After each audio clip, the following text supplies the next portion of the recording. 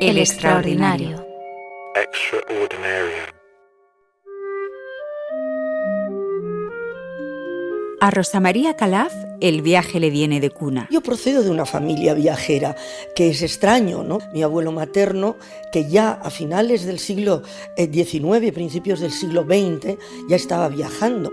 Era un viajero de la época de los viajes lentos, del viaje por tierra.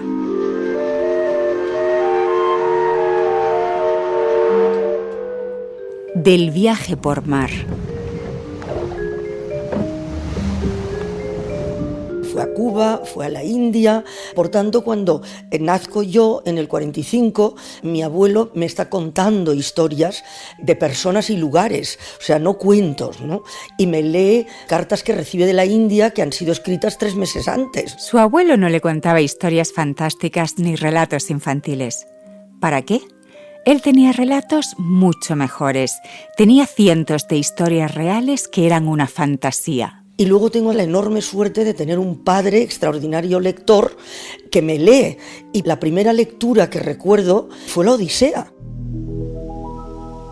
Ea, hijos míos, aparejad caballos de hermosas crimes y uncidlos al carro, para que Telémaco pueda llevar al término su viaje. Entonces me fascinaba la mitología griega y, por supuesto, claro, me fascinaba el viaje. Por eso, cuando era pequeña y le preguntaban qué quería ser de mayor, ella no decía el típico: cuando sea mayor, quiero ser enfermera. Ella tenía otros sueños.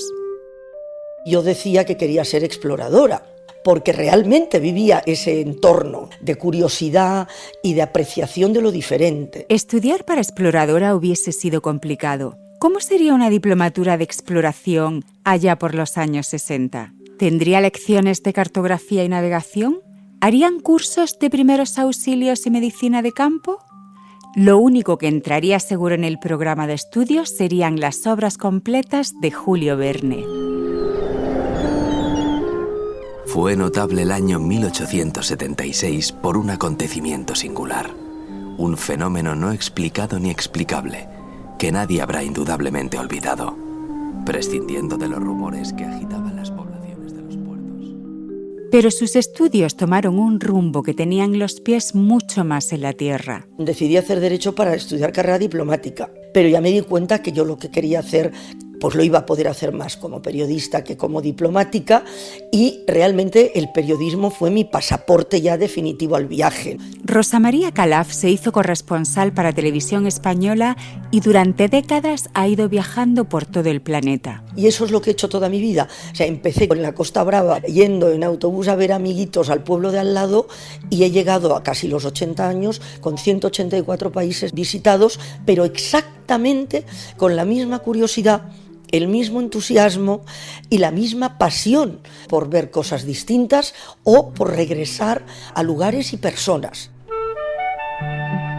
Esto es La viajante condición humana. Una postal sonora del extraordinario y B-Travel.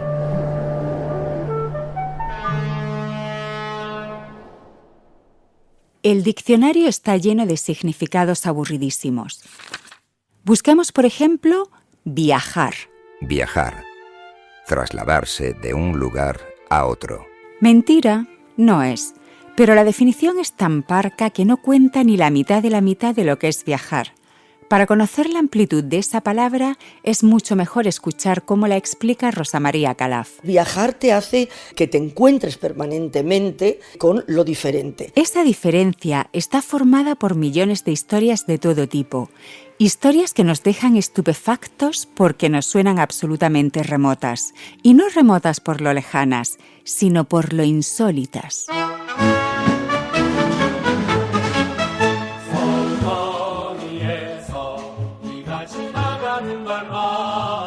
En Corea del Norte fue muy difícil poder entrar, de hecho fuimos de los primeros en el año 2001. Era un país que no tenía un gobernante, tenía un líder al que había que tratar como a una divinidad y su foto estaba en todas las paredes.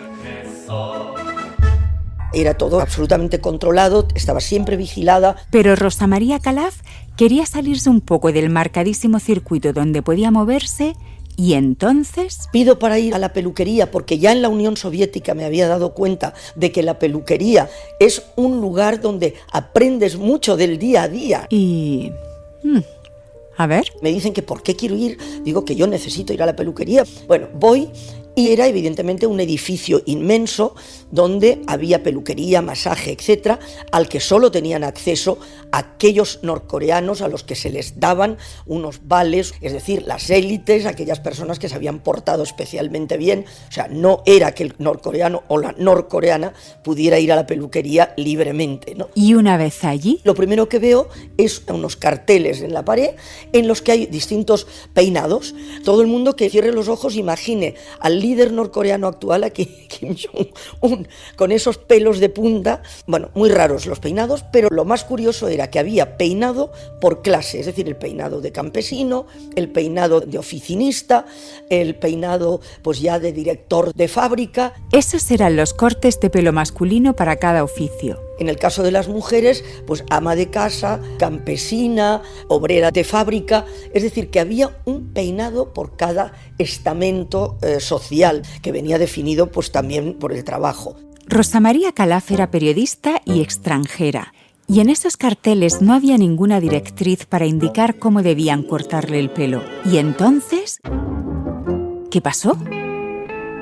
No, yo no me dejé cortar el pelo, solo me dejé lavar el pelo en una especie de cacharro antidiluviano total, muy incómodo, y luego con unos secadores y con unos rulos de esos de metal, pero eso me había pasado ya en la Unión Soviética, o sea que ya no me sorprendió. Este es un ejemplo de por qué viajar significa lo diferente, pero la definición de Calaf abarca mucho más. Es las sensaciones cuando estás ante lo distinto. He ahí un matiz importante. Viajar también va de tener sensaciones, y Calaf ha tenido muchas veces una misma impresión. Es una sensación de privilegio, de afortunada, ¿no?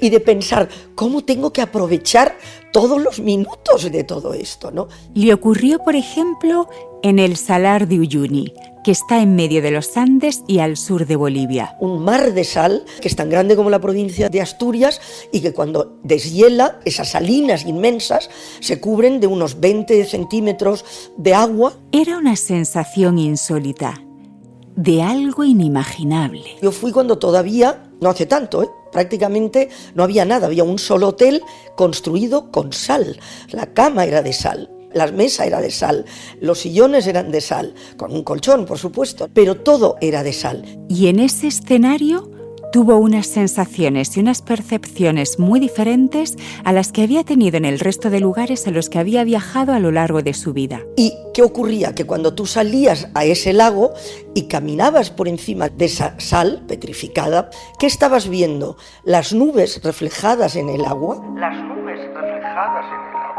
No sabías lo que era el cielo y lo que era la tierra. Y ya no te digo la noche. Recuerdo haberme sentado en un taburete y haber visto todas las estrellas reflejadas en el agua, donde las distancias se pierden absolutamente. Tu sensación es que estás en el cielo. Estás entre las estrellas, literalmente.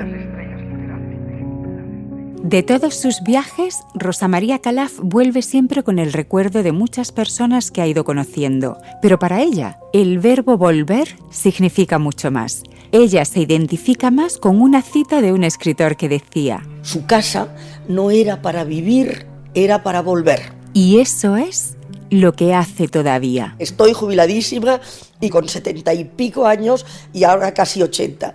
Y mi marido con 87, seguimos viajando y hace un año hicimos 6.000 kilómetros por Arabia Saudita en coche y este año hemos hecho 8.000 por el sur de Estados Unidos. O sea que la edad, si tienes salud, no significa nada.